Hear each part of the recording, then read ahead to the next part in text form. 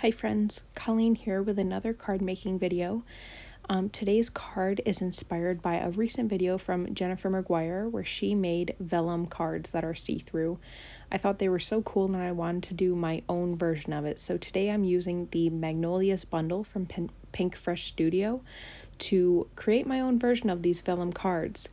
So I already stamped out the images. What's really cool about this set is that the stamps line up with the stencils and the dies. So they're all connected and you just stamp it once and then the dies cut them out all at once as well. So I'm just sticking this down to my craft mat here, and then I'm going to go in with the Stamp Market inks to add some color. I love using these layering stencils because it makes it so easy to add color and shading to your images, much easier than Copic coloring and much faster as well. So like I said, fuchsia is the first color I'm going in with here. It's a very bold pink with a lot of pigment, so it doesn't take much. I'm always tapping off the excess ink on my mat before going to the paper so that I don't make it splotchy. I also put some more ink on the bottoms of the flowers, or like where I felt like it should be darker, just to add some gradient in my shading there. And then I just use a microfiber towel to clean off the excess ink from my stencil and from my brush. Now I'm going in with Matcha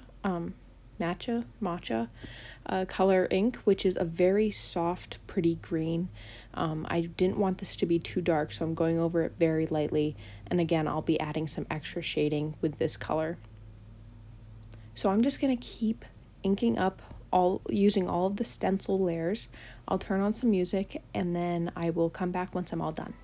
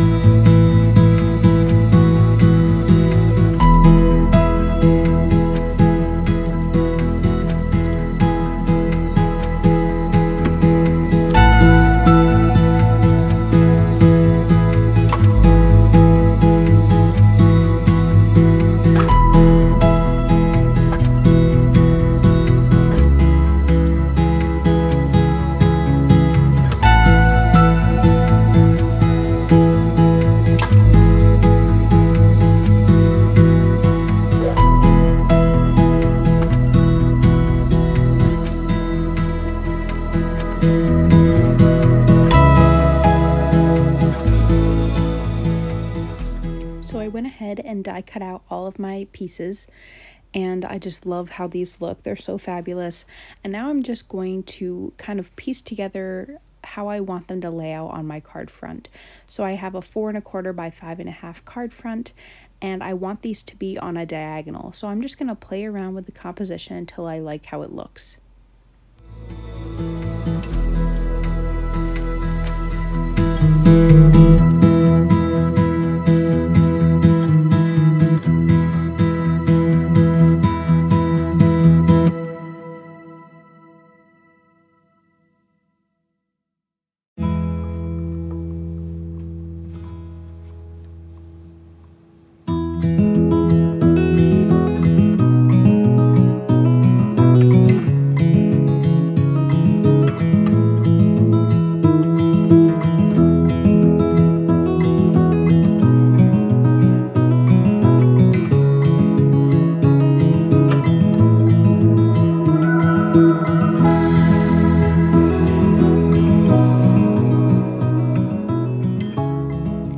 that I have the focal point laid out, I'm marking on my card front where the diagonal should be cut.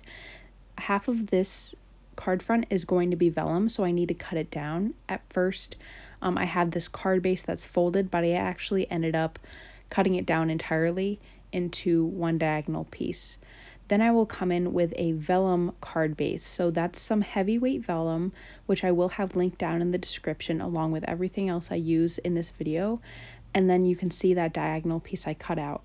Now I'm going to cut out 3 more of this diagonal cardstock piece because I want 1 on the front, 1 on the back, and 2 on the inside, which you'll see as I start to assemble the card. So for the front design, I want there to be stripes on the lower half where the cardstock is. So I just put that into my MISTI, and I'm using the pinstripe background stamp from My Favorite Things to stamp some stripes. And then I will go ahead and adhere this to my card base. What I realized later on is that I actually didn't adhere it. I set it down, and then I started to put my flowers on top, and then I started adhering the flowers without ever having stuck down the cardstock piece. So you'll see a little bit later that I do go in with some double-sided adhesive to put that down. Now for the front here, I'm lifting up each piece individually and sticking it back down with some liquid glue. You could definitely use the peel, what is it called? The peel and stick? Press and seal method, where you pick it all up at once and then put glue on the back and stick it back down. I just didn't want to go through the hassle. So another thing I realized as I'm going is that I do want to have some pieces popped up. So I want that main flower to be popped up and then some of the other foliage around it. So I do, in a couple steps here, you'll see I take one of the leaves that I already glued down and I add some craft foam to the back and then stick it down again. So I'm just going to keep going through this process. Again, I'll turn the music back on and then come back once it's all done.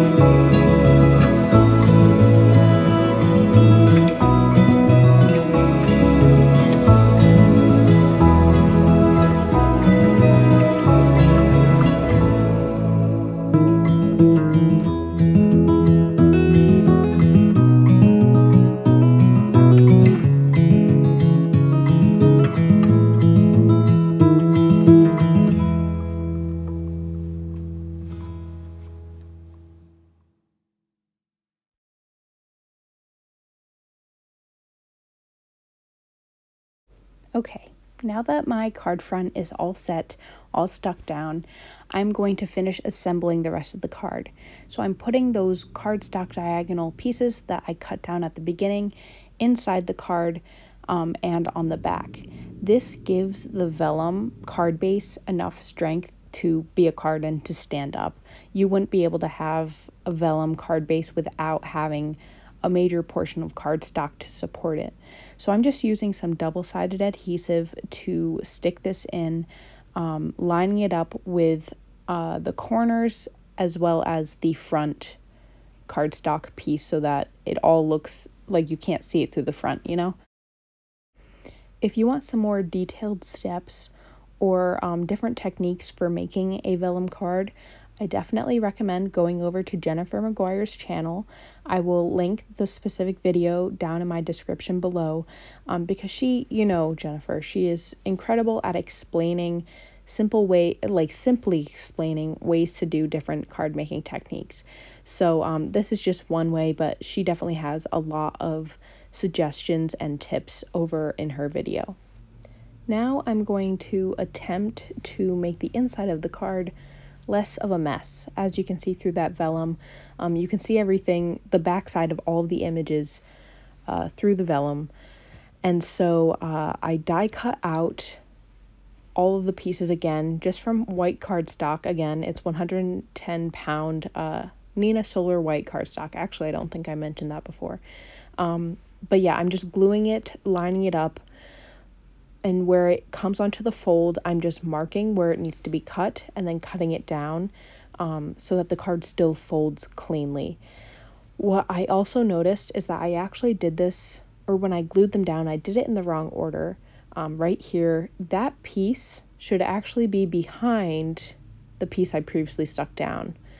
So basically you should be working with the items or the pieces that are closest to you, like most directly on the card front, on the vellum. You should stick down first on the inside, and then the ones that are like popped up on the vellum should be closest to you when you're sticking them down on the inside. I hope that makes sense. Like, it should be the opposite, like a mirror effect on the inside, so it just like there's less pieces being seen. Anyway, I'm not sure I'm explaining that very well, but now I'm also cutting down the pieces that are on the diagonal, because I am going to put in one more diagonal cardstock piece, and I don't want it to get all bumpy because there's layers of cardstock underneath. So I cut each piece like this flower. I'm going to mark where I'm going to cut and then take it to my paper trimmer so I get a straight edge. And then once that's glued down, I will come in with the diagonal paper, line that up, and it will lay down flawlessly on the inside of the card.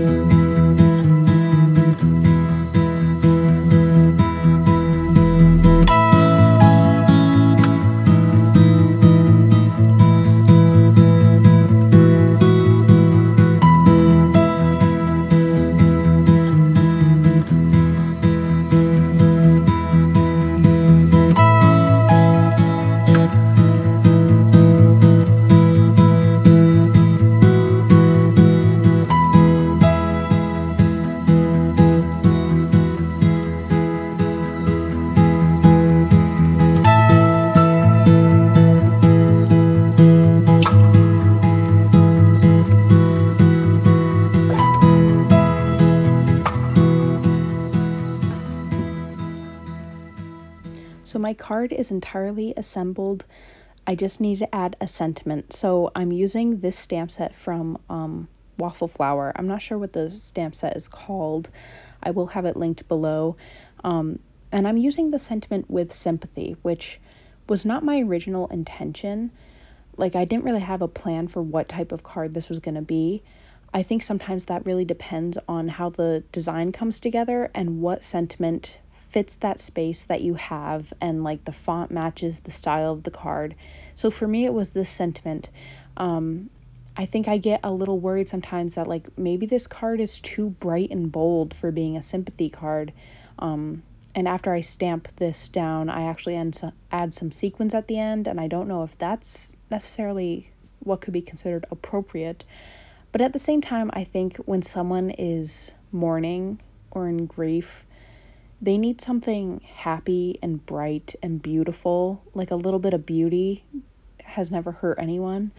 So that's kind of my mentality, is that you don't have to do very simple, plain, or even dark, like neutral colors. You can do bright and bold and happy, because some people need joy, in those moments. While I've just been blabbing, I stamped down the sentiment on the stripes. It didn't work out, it was too busy, so then I stamped it again on some white cardstock, and I'm fussy cutting this out. Just going around the edges. I don't have a die for this stamp set. I don't know if a die for this stamp set exists, but it really wasn't too bad fussy cutting it, and it makes it look a lot better on the card front because it just stands out quite a bit more.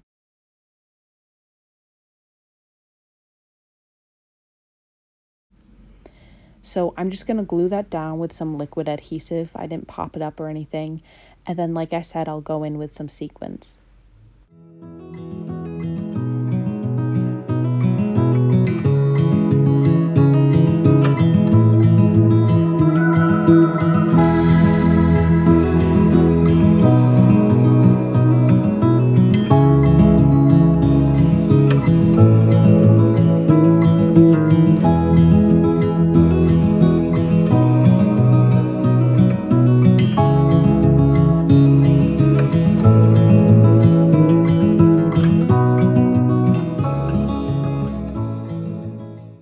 And that is my card for today. I hope you enjoyed watching this card come together and seeing my take on the vellum card base. Like I said, head over to Jennifer's channel to see a lot more options when it comes to this technique. I really love how this one turned out. I think it's unique and fun, and the recipient will love it. So if you like this video, go ahead and give it a thumbs up, and please subscribe to my channel if you're interested in seeing some more crafty content. I do scrapbooking, card making, and go ahead and follow my Instagram, which is linked down in the description. I hope to have some more crafty content for you soon. Bye-bye.